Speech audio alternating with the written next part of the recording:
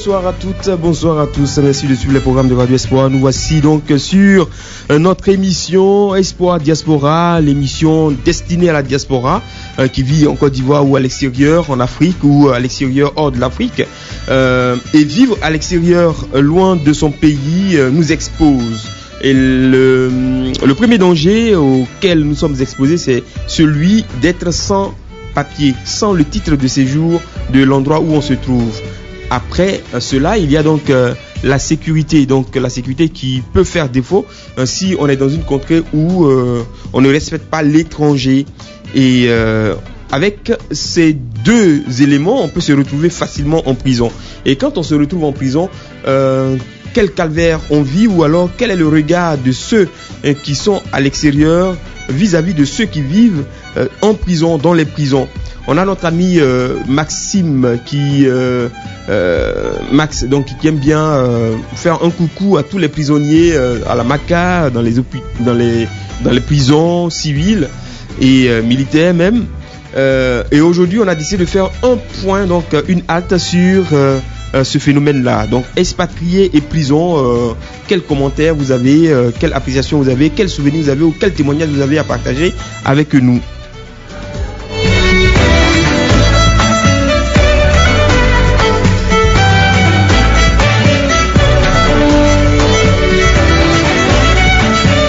Pour répondre à l'émission aujourd'hui, nous avons un nouvel entrant, donc une nouvelle arrivée, une nouvelle voix. Erika, elle s'appelle Erika de la France. Elle va se présenter d'abord et puis après elle va donner quelques éléments de réponse pour faire son entrée dans la grande équipe de rédaction d'Espoir Diaspora. Un grand retour en tout cas aujourd'hui de pas mal de nos rédacteurs et ça fait plaisir. Eh bien, à tout de suite pour la suite. Shalom à tous les auditeurs de Radio Espoir, je suis Erika Ouraga depuis la France. Je prends la parole ce jour au nom du ministère d'adoration Geneviève Brou, apostolat de la communauté catholique Mère du Divin Amour. Au commencement était la parole était avec Dieu, la parole était Dieu. Au niveau des adorateurs d'Europe, je suis la chargée de communication du ministère, Geneviève Brou. Il faut savoir que l'apostolat est né depuis des années maintenant en Côte d'Ivoire. Il est géré par la Chambre de l'Éternel, la sœur Geneviève Brou et son époux, le berger Christophe Brou de la CMDA, la communauté catholique Mère du Divin Amour. J'entendis la voix d'une multitude d'anges rassemblés autour du trône. Il criait à pleine voix, digne est l'agneau immolé de recevoir la puissance, la sagesse, l'honneur, la gloire et la louange. Alléluia, Alléluia. Le ministère est assez représentatif sur le territoire national à travers le Rassemblement international des adorateurs, le RIA, qui a sa 3e édition, et le concert des adorateurs qui a lieu à Abidjan, à Bellecote. Voilà. Et place maintenant à la conquête de l'Europe. C'est pour cela que lorsqu'ils m'ont approché pour parler du projet, j'ai tout de suite adhéré parce que je ne connaissais pas réellement l'adoration il y a quelques années. C'est à la suite d'un concert ici en France de la sœur Geneviève Brou. Elle a été invitée par la communauté des enfants de Padre Pio que j'ai senti vraiment, j'ai réalisé l'importance de l'adoration. La chantre a ce don-là de nous transporter par ses belles mélodies, par l'Esprit Saint. Elle nous transporte et elle nous rapproche un peu plus de Dieu à travers l'adoration. Voilà, et le 13 avril prochain, elle organise un concert ici à Paris avec tous les adorateurs d'Europe, d'Amérique, de la Chine, pourquoi pas, à venir communier. Elle invite tout le monde à venir communier avec elle à Paris lors du concert du 13 avril. Alors restez connectés. Shalom. Oh, mon désir c'est de voir ta face. Je ne veux plus vivre sans toi, Dieu, sans ta présence. Oh, laisse-moi voir ta face, la beauté de ta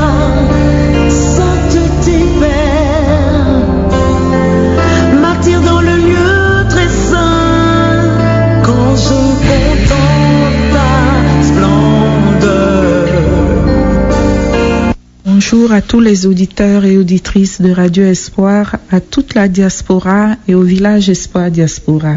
Immigrés, expatriés en prison, tel est à peu près notre sujet de ce jour. Personne ne souhaite être en prison. Pire encore, être en prison en diaspora, loin de nos familles, loin de nos parents, loin de tout ce que nous aimons. C'est pour cela que pour moi, quand on arrive en diaspora, il faut toujours connaître les lois du pays où on est, connaître nos droits et devoirs et faire attention aux personnes auxquelles nous nous attachons au début, aux personnes que nous rencontrons. Tout ceci, on doit le faire aussi par la présence de l'Esprit Saint. Parce que quand on est chrétien, quand on arrive quelque part, il faut toujours prier, demander à Dieu de nous guider, de nous diriger, justement pour éviter ce genre de tracasserie. Et même en arrivant, quand on a des soucis, quand c'est difficile, il faut éviter d'aller vers les personnes qui proposent des choses faciles, l'argent facile pour pouvoir s'en sortir. Il faut vraiment avoir le discernement. Et être en prison, pour moi, en diaspora, c'est vraiment, vraiment, vraiment difficile. Parce que trouver un avocat, déjà, avoir les moyens financiers pour pouvoir justement s'en sortir, ça devient tellement difficile que tu peux rester même et être oublié même en prison. Donc, le conseil que je peux donner quand on arrive, c'est de connaître les lois, les droits et les devoirs dans le pays où l'on est et de faire attention à l'argent facile parce que c'est ce qui peut nous entraîner aussi de tomber dans des mauvais coups et surtout mettre Dieu au devant de tout ce que nous faisons et Dieu saura nous épargner des pièges de l'ennemi. Voilà, c'est Marie-Ange au Canada, c'était ma petite contribution de ce jour. Je lance un petit coucou à toute ma famille en Côte d'Ivoire, à mes amis et merci à Radio Espoir pour notre belle émission. Que Dieu nous garde. Au revoir et à jeudi prochain. Shalom à tous les auditeurs de Radio Espoir. Bienvenue dans votre émission Espoir Diaspora. Je suis Erika Ouraga depuis Paris en France, chargée de communication du concert de la chantre Geneviève Brou le 13 avril 2020 au Palais des Congrès de Montreuil. C'est à 16h, la chantre Geneviève Brou gère le ministère d'adoration de la communauté catholique Mère du Divin Amour avec son époux, le berger Christophe Brou. Nous sommes de plein pied dans les préparatifs de ce grand live. On intercède, on prie Dieu, on mobilise, on compte sur le souffle du Saint-Esprit surtout pour qu'il vienne disposer à toutes choses pour le bon déroulement de ce grand rassemblement, le premier grand rassemblement des adorateurs en France. Le thème qui nous réunit ce jour dans l'émission Espoir à Diaspora, c'est expatriés, immigrés en prison. Pour tout vous dire, j'ai pas d'expérience en tant que telle sur le sujet, mais je peux donner quelques conseils à tous nos compatriotes qui viennent vivre à l'étranger pour un court ou long séjour. Tout d'abord, il faut vivre et respecter les règles du pays d'accueil. Ça, c'est très important. Il faut bien se comporter dans la société, dans le respect, bien sûr, des uns et des autres. Éviter surtout d'avoir des embrouilles avec la police, la justice, la gendarmerie ou des citoyens lambda. Il faut aussi éviter que votre nom soit cité ou sali dans des affaires de justice comme un passage de la Bible le révèle. En gros, toujours respecter l'autre, demander pardon, s'humilier même s'il le faut, avoir une certaine grandeur d'esprit sur des sujets qui pourraient vous conduire en prison, par exemple. Maintenant, il y en a qui préfèrent être en prison plutôt que de rentrer dans leur pays d'origine. C'est leur choix. À mon avis, plusieurs choses rentrent en ligne de compte, mais ce qui pourrait pousser un immigré à être en prison plutôt que de rentrer chez lui, c'est la honte, le regard des autres. Que dira-t-on de moi? C'est un peu cela. Voilà, c'est ce que j'avais à dire sur la question. N'oubliez surtout pas le concert de la chantre Geneviève Brou le 13 avril prochain au Palais des Congrès de Montreuil. C'est à 16h. Infoline plus 337 81 27 67 35. Facebook Geneviève Brou officiel. Que Dieu vous bénisse. Bye bye. Oui, bonjour Pierre, bonjour la grande famille d'Espoir Diaspora. Bonjour fidèles auditeurs de la 102.8, vous qui nous écoutez dans les ateliers de couture, dans les salons, dans les taxis, dans les Aurores, toute la Côte d'Ivoire. Paix et joie à vous. C'est le frère Maxime Yoboué à Edmonton au Canada et responsable de groupe de prière La Sainte Famille, le berger. Paix et joie à tous. C'est une joie immense de vous retrouver ce matin dans notre fidélité d'informer tous ceux qui rêvent de venir dans la diaspora, aussi tous ceux qui veulent savoir qu'est-ce qui se passe dans la diaspora, les réalités. Nous sommes là pour vous donner notre expérience pour le thème d'aujourd'hui, expatriés en prison. Pierre, c'est des choses qui sont vraiment fréquentes ici au Canada comme aux États-Unis, plus particulièrement aux États-Unis où les gens sont beaucoup en déportation. Très souvent même, ils sont dans des prisons où ils attendent nos aides. Mais la plupart de ces cas, bon, c'est des gens qui sont, quand ils sont arrivés, ou ils arrivent, ils sont isolés dans leur petit coin, se disant qu'ils n'ont pas affaire à la communauté. Et c'est quand ils se retrouvent en prison que, bon, ben, chacun cherche à rentrer en contact avec sa communauté. Bon, ben, nous aussi, en tant que responsables des groupes de prière ou bien des espérances que nous avons, la preuve, bonjour à Daniel de la bergerie du Paraclet à Toronto, c'est des cas qu'elle a souvent. Alors quand la personne est en prison, très souvent nous sommes obligés d'être dans le secret, ne pas faire informer la famille en Afrique, particulièrement en Côte d'Ivoire pour les mettre aussi dans la pression là-bas. Aussi ceux qui sont en prison ne veulent pas que nous appelions aussi. Alors donc ça nous ferait un grand dossier à gérer. Et très souvent aussi, nous devons économiser, cotiser ici pour pouvoir faire sortir la personne. Bon, le cas que nous avons présentement même, en tant que responsable d'adoration matinale Canada USA, nous avons un frère qui est aux États-Unis, qui est en déportation, prêt à être déporté. Et son avocat nous demande $15,000. 15 000 $, je dirais près de 10 millions de francs CFA. Alors, il faut se cotiser. Et comme je l'avais souligné, les parents de l'autre côté ne sont pas au courant de ce qui se passe. Parce que le prisonnier, celui qui est dans ce cas, ne veut pas qu'on informe ses parents. Alors donc, les gens se renferment sur les groupes de prière à l'église catholique pour que, bon, ben, nous puissions faire fi à ce défi.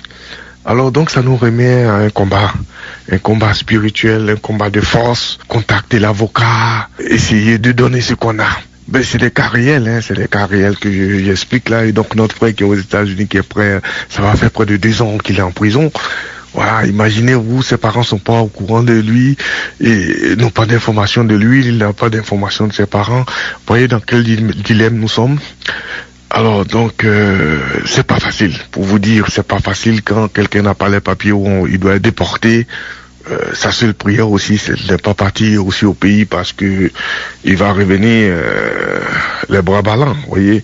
Donc c'est ce combat que nous faisons chaque jour ici pour faire sortir certains frères qui sont dans un état de dernier virage. Donc vraiment, en un seul mot, c'est pas facile. C'est pas facile pour nous ici de joindre les deux bouts dans ce cas-là, parce que très souvent c'est pas vos parents, vous le connaissez pas, mais et puis bon, mais maintenant on vous dit de cotiser, voilà. Donc pas parce que c'est pas votre parent, mais c'est le cas que vous avez sous la main qui est un peu difficile, hein. Et donc nous continuons à nous battre, parce que c'est les réalités que nous avons chaque jour ici. Merci encore à la Radio Espoir de nous faire confiance, nous qui sommes à la diaspora ici, qui voulons conseiller nos frères qui rêvent de venir. Et comme je l'ai dit, la diaspora, il faut le préparer. Voyez, bon, vous avez vu le dernier cas perd déjà son âme de cette situation à Dioufou, ce jeune homme, le Yopougon, voilà, il voulait monter dans l'avion pour repartir de l'autre côté sans habit ou bien sans bien préparer. Alors donc c'est des choses que nous voulons vous informer, parce que la diaspora c'est pas un jeu. Là présentement aujourd'hui au Canada, il est en train de neiger à Edmonton et puis il fait moins 27. Alors, moins 27, si vous n'êtes pas au courant de la température que vous voulez avec un débardeur, mais vous allez crever, quoi. Alors donc c'est des choses comme ça que nous voulons conseiller chacun, pas parce qu'il faut décourager pour vous dire non que la diaspora c'est dur, il faut pas, non. La chance, c'est comme le don de l'Esprit Saint. Il vient sur qui il veut, quand il veut, comment il le veut. Mais comme on le dit, nous qui sommes ici, qui vivons chaque jour des expériences, nous sommes obligés aussi de conseiller nos frères. Comme je l'ai dit, pour ne pas me répéter, comme le dernier cas qui s'est passé avec ce jeune homme, voilà, s'il avait mis peut-être un petit blouson du froid, il n'allait pas crever, voyez. Alors donc c'est un peu comme ça, nous, notre mission, de prier pour les gens et leur donner le chemin réel. Je salue tout le monde, comme je l'ai dit, les prisonniers, à la Maca, la prison de Bassam, aux alentours d'Abidjan qui nous écoutaient avec joie. Et moi, je me tourne vers vous pour vous dire que gardez toujours l'espoir. L'espoir fait vivre. Alors, vous n'êtes pas né dans une prison. C'est de se repentir, discerner pour que quand vous sortirez, l'espoir, il y a toujours une joie qui vous attend. Et surtout prions aussi les uns pour les autres pour la paix en Côte d'Ivoire. Je sais que cette année, ce sont les élections. Notre prière pour ce beau pays que nous avons. Alors, paix et joie à tous, et puis bonjour à Daniel, ma soeur de Toronto, bonjour à Marie-Ange, Trois-Rivières, bonjour à maman Julie, toute la grande famille d'Espoir Diaspora, le père Kémaël, voilà, nous qui nous essayons par notre fidélité depuis notre émission d'Espoir Diaspora à pouvoir faire vivre, donner cet engouement pour cette émission. Alors je demande à tout et chacun de participer qui sont dans la diaspora. C'est vrai, nous n'avons pas tous le temps, contrairement à nos programmes, mais je pense que avec nos voix, nous pouvons donner confiance à quelqu'un qui veut rêver de venir. Nous pouvons donner confiance, l'assurance et la préparation à celui qui veut venir étudier ici, à jeudi prochain, et que la paix règne sur la Côte d'Ivoire. C'était le frère Maxime Yoboué à Edmonton au Canada. Et prions aussi pour moi parce que vraiment il fait très très froid, moins 27, c'est pas de la blague. Paix et joie à tous. Au revoir. Auditeurs, auditrices de Radio Espoir, chers frères et sœurs de la diaspora, bonjour, bonsoir. Je suis la sœur Anastasie Tebi de la congrégation des sœurs Dorothée, filles des Sacré-Cœur, missionnaires en Israël. Je vous rejoins pour notre émission Espoir Diaspora. Après ce long temps d'absence, c'est avec joie que je fais entendre ma voix. Aujourd'hui, un jour particulier pour notre famille religieuse, la fête de Sainte Dorothée. Voyons autour de nous, nous sommes invités encore aujourd'hui à témoigner de notre foi, avec force, vigueur et fermeté. Donc Sainte Dorothée du IIIe siècle, vierge et martyre. Demandons son intercession aujourd'hui pour chacun et chacune de vous. Parce que pour le témoignage qu'elle est aujourd'hui. Sainte Dorothée de Césarée de Cappadoce, qui a subi le martyre au IIIe siècle. Avant son martyre, a converti 3 personnes avant son martyre, je veux dire quelques jours avant son martyre. Elle qui était appelée à renoncer à sa foi, a été confiée à 2 jeunes filles, Christa et Calista, qui, elles, avaient renoncé à leur foi. Elle était confiée à ces jeunes filles pour la mener à renoncer à sa foi. Mais elle les a ramenées à Christ. Et quelques heures avant son martyre, un avocat païen, Théophile, qui, voyant sa fermeté, voyant son courage, pour prononcer sa foi jusqu'au bout, lui a demandé un miracle. Et le miracle est venu avant même que Sainte Dorothée ne soit décapitée. Donc, ce qui a apporté cet avocat à professer la foi en Jésus-Christ, et lui aussi a subi le martyre le même jour que Sainte Dorothée. J'encourage mes frères, mes sœurs, surtout ceux de la diaspora. Nous voyons combien de fois où nous vivons, le christianisme s'affaiblit, le nombre de chrétiens diminue. Soyons des missionnaires où nous sommes. Bonne fête de Sainte Dorothée à toutes et à tous. Aujourd'hui, notre thème nous demande de parler de nos frères et sœurs immigrés en prison. C'est une triste réalité, mais que nous vivons souvent. Pour nos frères qui sont sans papier, comme on le dit, certains sont rentrés de manière régulière dans leur pays d'accueil pour un travail ou pour des études. À la fin de ce service, à la fin de leur contrat de travail, à la fin de leur période de résidence dans cette terre étrangère, refusent de retourner au pays. Donc du coup, ces personnes qui sont rentrées régulièrement deviennent des clandestins dans le pays d'accueil. Et cela peut arriver lors des arrestations, lors des contrôles de l'immigration, que des frères et des sœurs se retrouvent en prison. Ou des frères qui sont rentrés de manière irrégulière aussi. Nous savons comment est-ce que l'immigration a plusieurs voies d'entrer dans le pays d'accueil. Des personnes qui vivent de manière irrégulière dans un pays se retrouvent un jour à être interpellées par l'immigration et se retrouvent en prison. Dans mon cas, pour les frères et sœurs qu'on connaît, nous savons que tel frère a été arrêté ou telle sœur a été arrêtée. Le soutien qu'on peut apporter, on le fait. Ceux qui, qui arrivent à communiquer avec la personne, communiquent avec la personne. Ceux qui peuvent faire des visites, et puis ça dépend des pays où on réside. Nous reprenons le cours normal de notre émission avec la suite et la fin de l'intervention de sœur Anastasie Tebi depuis Israël. Elle était en train de nous dire, après avoir présenté donc la sainte patronne de leur congrégation, de sa congrégation, elle nous disait que c'est pas facile de vivre un état de prisonnier, mais surtout c'est nous qui demandons, c'est l'immigré lui-même qui très souvent dans les situations avec la honte que cela pourrait donner, refuse et accepte de se laisser incarcérer quand il est en situation de sans-papier. C'est la plus grande information qui peut amener quelqu'un en prison. C'est vrai qu'il y en a qui sont des receleurs, des bandits, des organisateurs de commerce illégaux, et ceux-là aussi font partie de ceux-là qu'on retrouve dans les prisons des pays qui les accueillent. Écoutons la sœur Anastasie. De résidence dans cette terre étrangère refusent de retourner au pays. Donc du coup, ces personnes qui sont rentrées régulièrement deviennent des clandestins dans le pays d'accueil. Et cela peut arriver lors des arrestations, lors des contrôles de l'immigration, que des frères et des sœurs se retrouvent en prison. Ou des frères qui sont rentrés de manière irrégulière aussi. Nous savons comment est-ce que l'immigration a plusieurs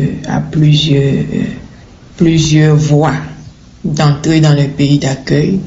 Des personnes qui vivent de manière irrégulière dans un pays se retrouvent un jour à être interpellées par l'immigration et se retrouvent en prison.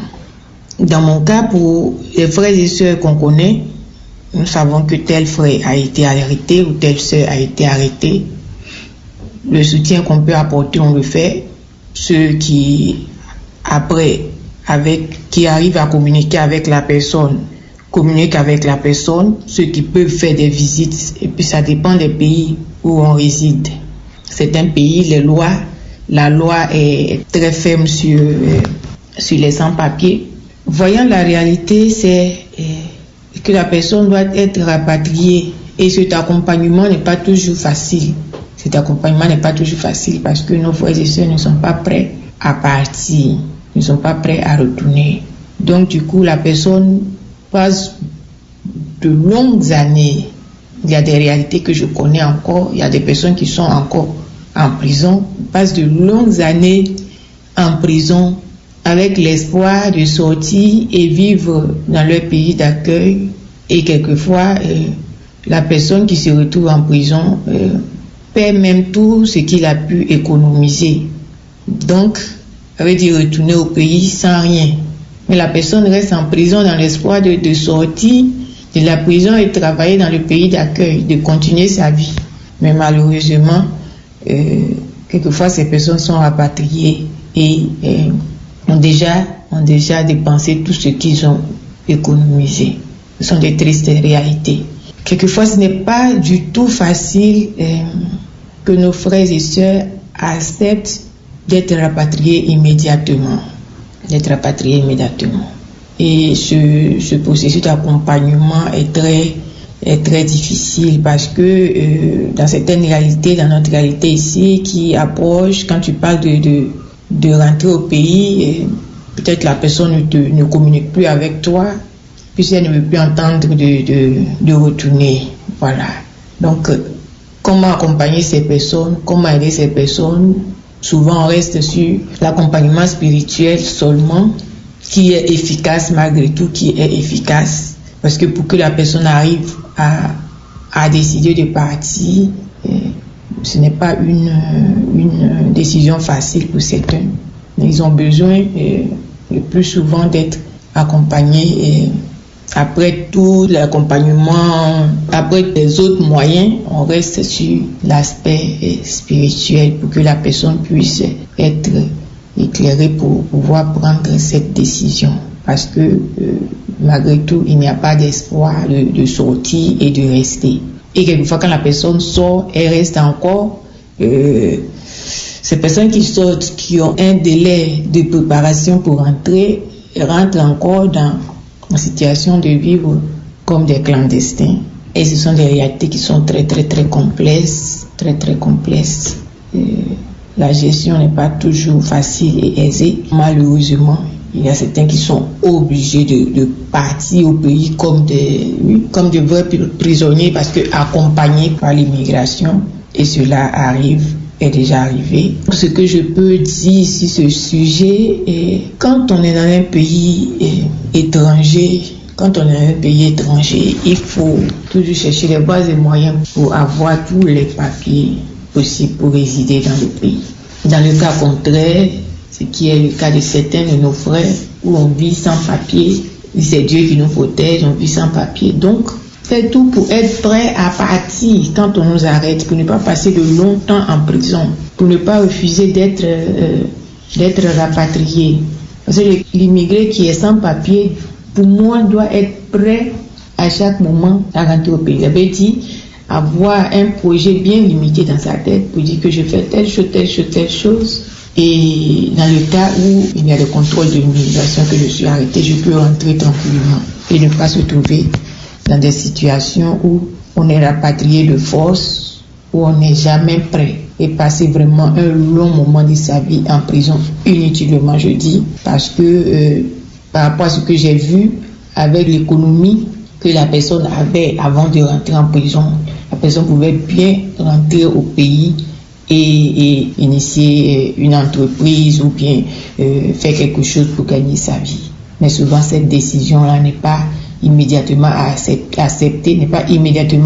Donc, nos frères et sœurs perdent deux fois. Ils perdent le temps en prison et ils perdent le fruit de leur travail. Ça veut dire tout ce qu'ils ont pu économiser ils sont obligés de payer les avocats par-ci et par-là. Donc, ce sont les économies. Puisque tu es en prison, tu ne travailles plus. Donc, l'argent qui sort ne rentre plus. J'invite mes frères et mes sœurs à se soutenir, à se donner de bons conseils pour que chacun de nous soit prêt à rentrer au pays. Face à toutes les situations que j'ai pu accompagner depuis plus de 8 ans que je suis là.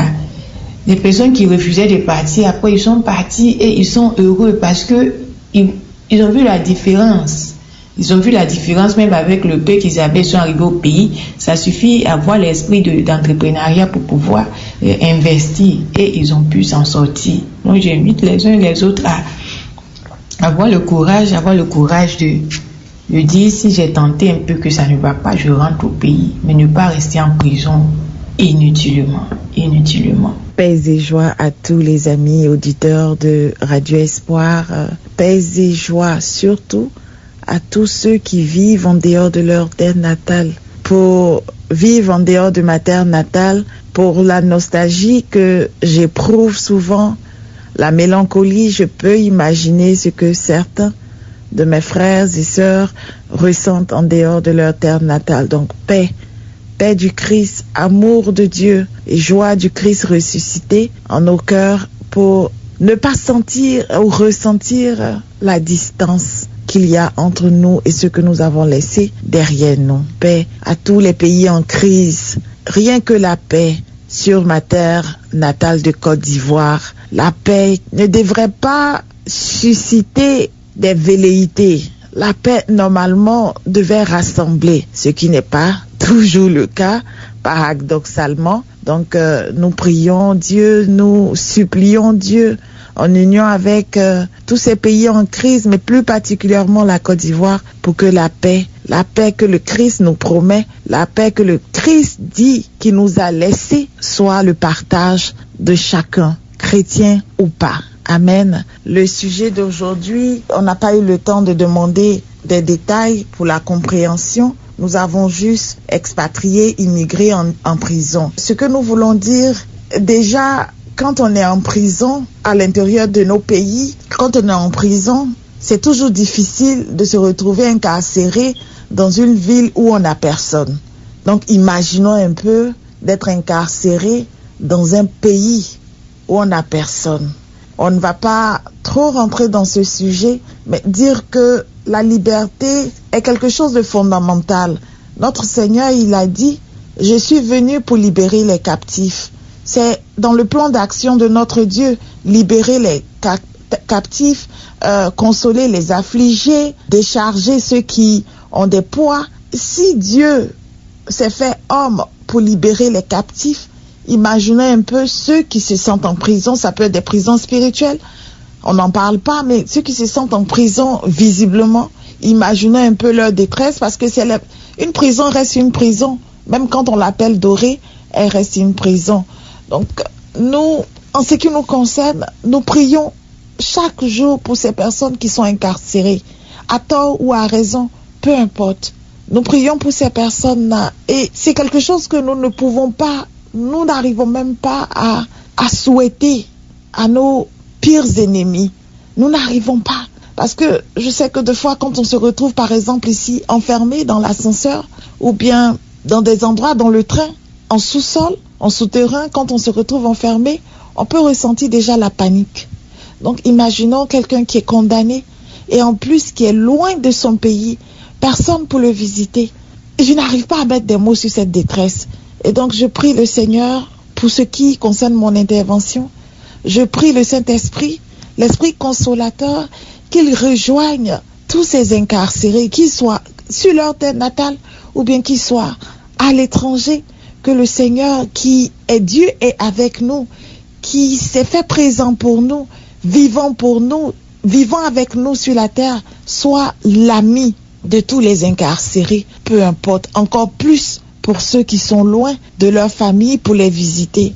Que le Saint-Esprit fortifie toutes ces personnes-là, que le Saint-Esprit visite toutes ces personnes comme il a fait avec Paul de Sartre, que le Saint-Esprit puisse rejoindre ces personnes-là, les fortifier, et que les prisons qui dans la réalité diminuent, enlèvent l'humanité des gens, que dans ces moments de solitude, de détresse, que ces incarcérés-là puissent rencontrer Jésus et qu'à leur sortie, ou bien même si elles ne sortent pas, mais qu'elles aient au moins l'espérance de l'éternité, l'espérance du salut. C'est ce que nous voulons apporter. Nous prions de tout notre cœur que Dieu qui est en nous puisse, par son esprit, relayer cette prière-là et rejoindre. Nous faisons un clin d'œil à toutes ces personnes qui sont incarcérées, mais surtout celles qui sont incarcérées injustement. Que le Dieu de justice se souvienne de toutes ces âmes dans toutes ces prisons. Pour celles aussi qui, ayant commis un acte répréhensible, sont en train de regretter leur forfait, que le Saint-Esprit agisse aussi puissamment dans ces cœurs et dans ces vies. Au nom de Jésus. Amen, Seigneur. Merci encore, c'était Danielle Vanier, votre sœur, votre amie, votre compatriote, tout ce que vous voulez, dans le nom de Jésus, qui vit sur la terre de Toronto, c'est au Canada, et qui vient de la terre de Côte d'Ivoire, pour qui elle prie encore plus en ce moment où l'Église catholique est debout. Et donc nous aussi, même à l'étranger, nous sommes debout de cœur et d'esprit et d'âme avec notre pays, la Côte d'Ivoire, et surtout avec l'Église catholique. Amen. Merci Seigneur. Voilà qui me fait donc à ce rendez-vous, ce premier véritable rendez-vous de l'année pastorale avec nos amis rédacteurs d'Espoir Diaspora. Que Dieu vous bénisse. Pour ceux qui veulent faire partie de l'équipe, retenez ce numéro de téléphone, enregistrez-nous dans vos contacts WhatsApp au 00225 57 70 57 38. Et puis discutons, parlons et évoluons, changeons de mentalité et grandissons en Jésus-Christ. Pour cet après-midi, il était question donc de parler d'immigrés, d'incarcération, d'arrestation, des causes qui peuvent amener quelqu'un facilement à se retrouver dans une situation de prisonnier sans même avoir eu à voler ou à commettre un crime. Ou encore, il y en a qui, eux, quand ils arrivent quelque part et qui sont à court d'argent, s'érigent en voleurs et en receleurs, et ce qui les conduit dans les prisons et qui refusent de rentrer chez eux. Il y a tellement de choses à dire sur ce sujet que peut-être qu'on va revenir là-dessus si jamais les autres rédacteurs nous disent quelque chose. Au revoir et à bientôt.